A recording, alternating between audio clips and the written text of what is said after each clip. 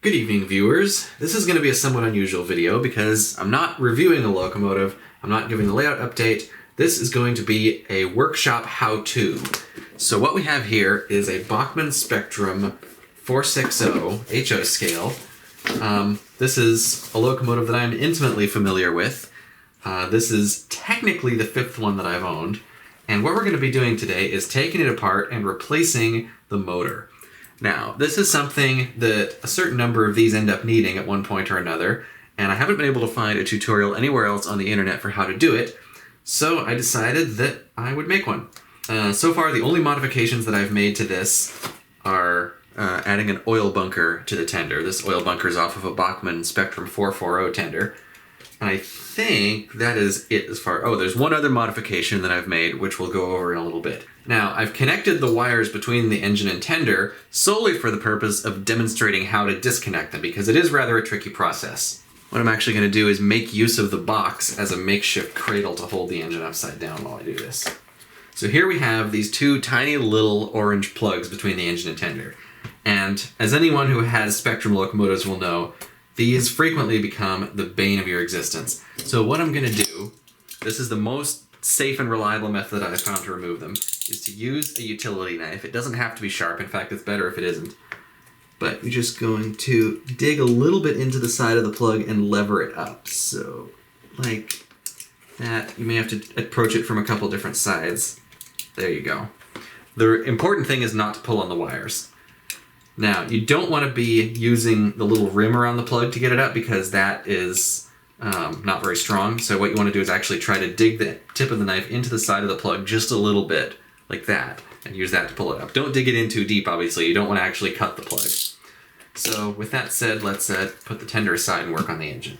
So taking these locomotives apart is a bit of an unusual process. It took me several years to figure it out, but right now, this is me recording it for posterity, so that no one ever has to muddle their way through it again. So here we go. There are 4 screws that you're going to need to take out first to get the boiler off. There are these 2 behind the cab, that one and that one.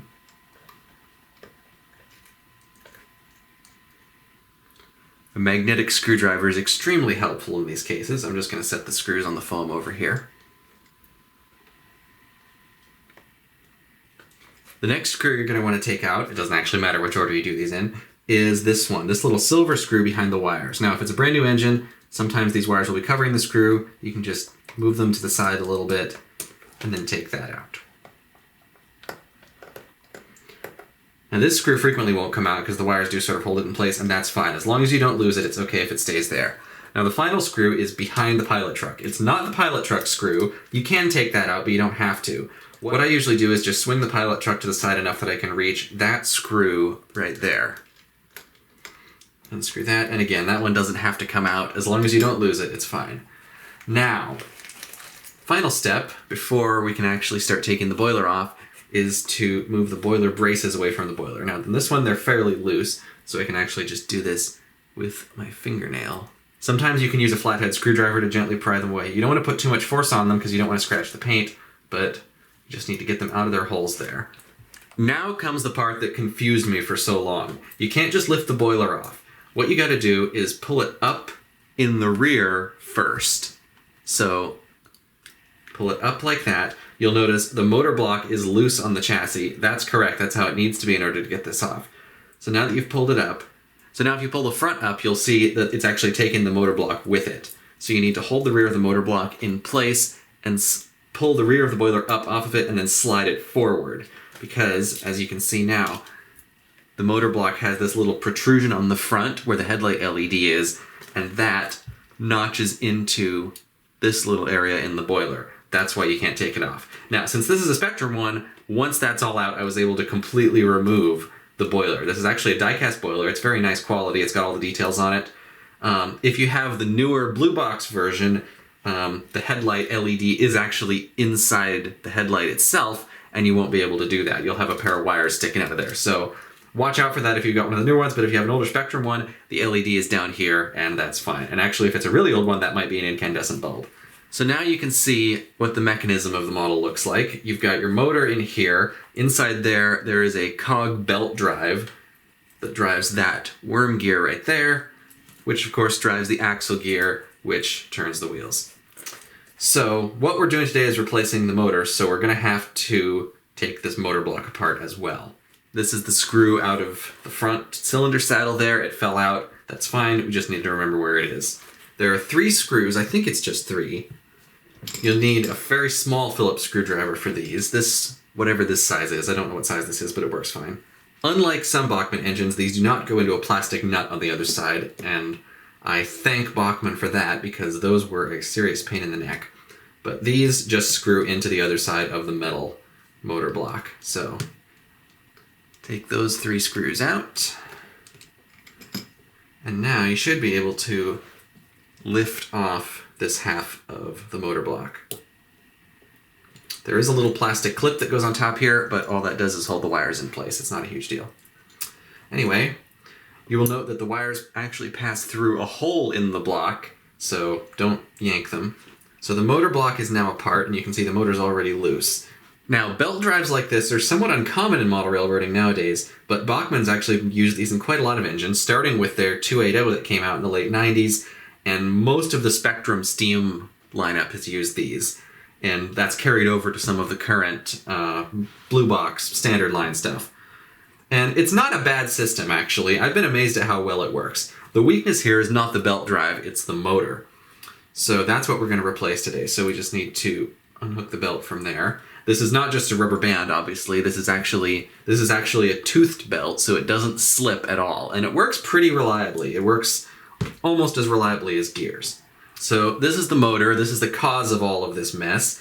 This particular one has one pole burned out, and that's why it needs to be replaced. The new motor actually comes with wires attached to it, but to make things a little bit easier, I'm just going to unsolder the wires that go to this motor and solder them onto the new one.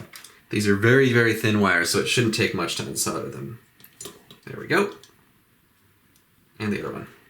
Yeah, they just spring right off. So this motor is now toast. So here is our replacement motor. So what let's do is just solder the wires back on, and crikey, I've just realized I didn't mark which wire went to which terminal. It doesn't really matter because if necessary we can reverse the direction in the DCC decoder once we install that. But I'm going to guess that the one that's hooked over probably went to that top terminal. So that's what I'm going to do. And actually this wire just fell off anyway, so we would have had to resolder that no matter what. Now there's already solder on both the wire and the terminal, so we should be able to just melt it briefly and have that be that.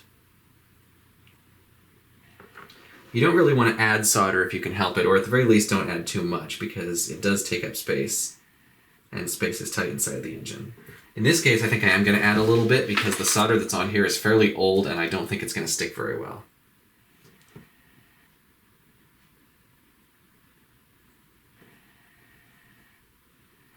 Now, I'm not going to do it now because I did it to this engine recently, but while I have these apart, I usually take the opportunity to clean and lubricate the motor and mechanism. I run a bit of isopropyl alcohol through the motor, 99% if you can get it. That helps clean the contacts.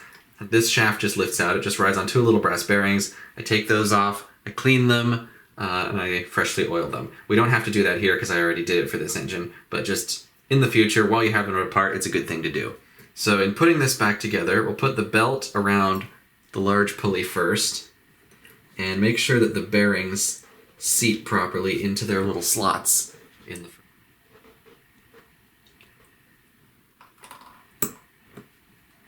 So now we're going to actually put the motor in, so hook the belt over the motor pulley, make sure that the little plastic bearing holder seats on this end.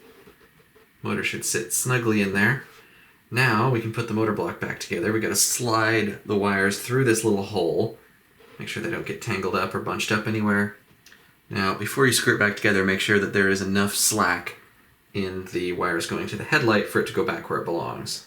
Matter of fact, while you have it apart, it's a good idea to make sure the headlight gets back where it belongs because there's a little protrusion in the circuit board that fits into that little notch right there. There we go. These things are kind of a puzzle box to put together, so don't get discouraged if it doesn't go together quite right the first time. As much as I love this model, I am not a huge fan of the way that it's designed. Anyway, everything's fitting together now, so let's put the screws back in.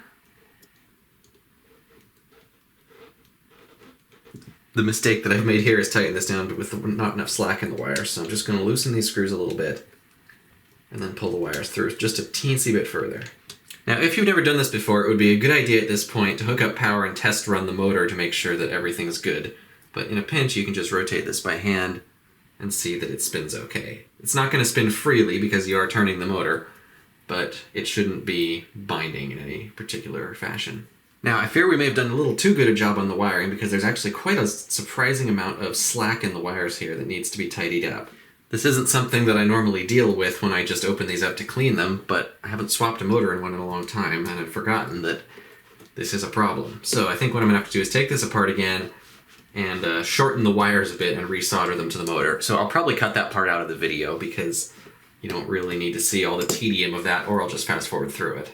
And we're back. Now, I probably shortened that one wire a little bit more than I needed to, but on the plus side, there won't be any slack floating around now. Now, I actually have not connected the other one yet because I was going to wait till I got it back together, so let's do that now. Right there. It's always nerve-wracking to snip a wire, especially that close. A little bit of solder on it. And that was completely out of camera. Fine. Okay, whatever. Now the lights, and I'm going to put them through here and use the little plastic clip. So we've got a little bit of slack in the light wires going on top here. Not too much, should be fine. What I'm actually going to do is something that I frequently do when I put these back together, which is put a piece of electrical tape over the top here. This piece of tape serves two functions. One, holds the wires in place and stops them from going all over the place. And two, it puts a rubberized plastic barrier between the sides of the motor and the inside of the boiler and stops it from rattling at low speed, which can be a problem and it just makes noise. Now you will note, although the motor block is in place on the frame, it's not bolted down. It can still move, which is good. That's necessary because, as you may recall, you can't actually get the boiler on if the motor block is bolted down. Now, I think the time has come to talk about the other modification I've made to this engine, and that is that normally there are some extra pipes running down here. It's actually these, but they're a bit longer, that go behind this brake rigging thingy. And those are my least favorite part of this entire engine. The newer version doesn't even have them, and on my older ones I usually cut them off as I've done here, because it is a royal pain in the behind to get them through there. If you do that and put one of these back together, honestly, I would just stick them on the outside. It's not like anybody's going to notice. What those actually are on the prototype is the pipes running between the locomotive and tender, and since they don't actually connect to the tender on the model, I don't really see the point of having them at all.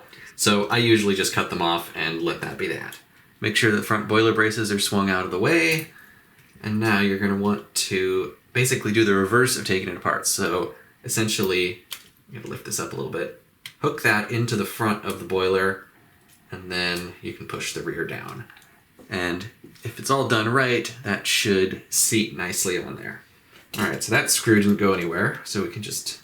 One trick I've learned is that when you first put a screw in, turn it backwards a couple of turns until you feel it click. That ensures that the threads aren't cross-threading, that they're actually locked into the existing threads. And then you can turn it the correct way. It's much more difficult to do this when I'm trying to do it in such a way that the camera can actually see it. We're going to put the boiler braces back in, so you should be able to just swing them in place, make sure that the L-shaped end goes into the little hole on the side of the boiler. If you're having a hard time getting them in, you may want to loosen that screw under the smoke box, but in this case, they go in pretty easily. All right, final step here is to plug the locomotive and tender back together, and luckily, plugging them in is much easier than getting them apart. Just make sure that that goes in all the way. Alrighty, it is on the layout. DC power, let's give it a little bit of juice. Alright, it's trying to move, but for some reason it doesn't want to, and the light's not working, so there's a few bugs to work out. But it's alright, I expected that something like that might happen.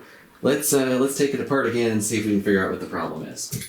Now, there's two different versions of these tenders. On this version, there's just one screw right in there that holds it together. On the other version, that's on the newer engines, there are two screws there and there. Well, I've run into what the problem might be, and it's not mechanical.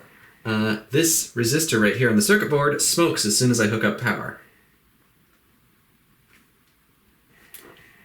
Alright folks, well that took an absurdly long time and I had to take the whole thing apart yet again, but I eventually found the problem. It was electrical in nature. There was a bare piece of wire on one of the motor terminals that was shorting against the frame, and that was causing the short circuit. That's what blew the resistor. But in any case, it works now. It's all fine.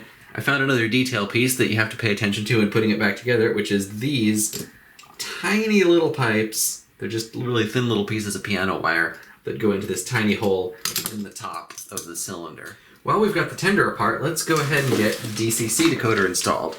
This is the decoder I'm going to use. It is a Digitrax DN136PS. I use these in most of my locomotives that already come with decoders, primarily because they're cheap, but also because they have back EMF, and that is one of the most important features, especially for older locomotives, to get them to run smoothly.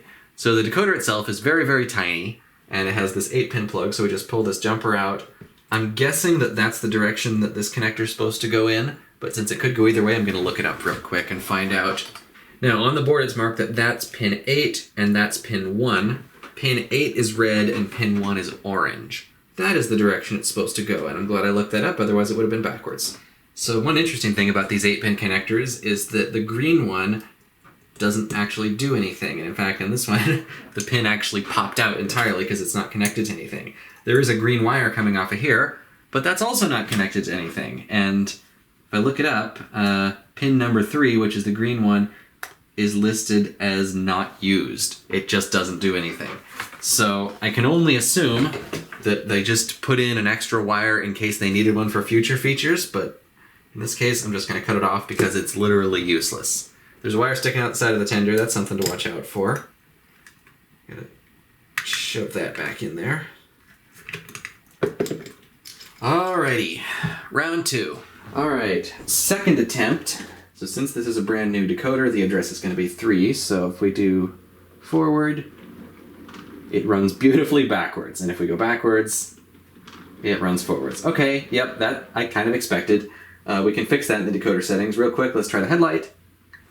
Yes, that works. Alright, you have to go to Digitrax's website where they've got a CV calculator, because CV29 on these decoders controls 5 different things. I'm of the opinion that this is incredibly stupid, but whatever. I use these in most of my fleet, so might as well know it. So I'll put a link in the description to this. You have to go to the CV29 calculator, select all the settings you want. In this case, we're leaving everything as is except normal direction of travel, which is going to go from forward to reverse. That means that CV29 needs to be set to 7 instead of 6. So we go to Program.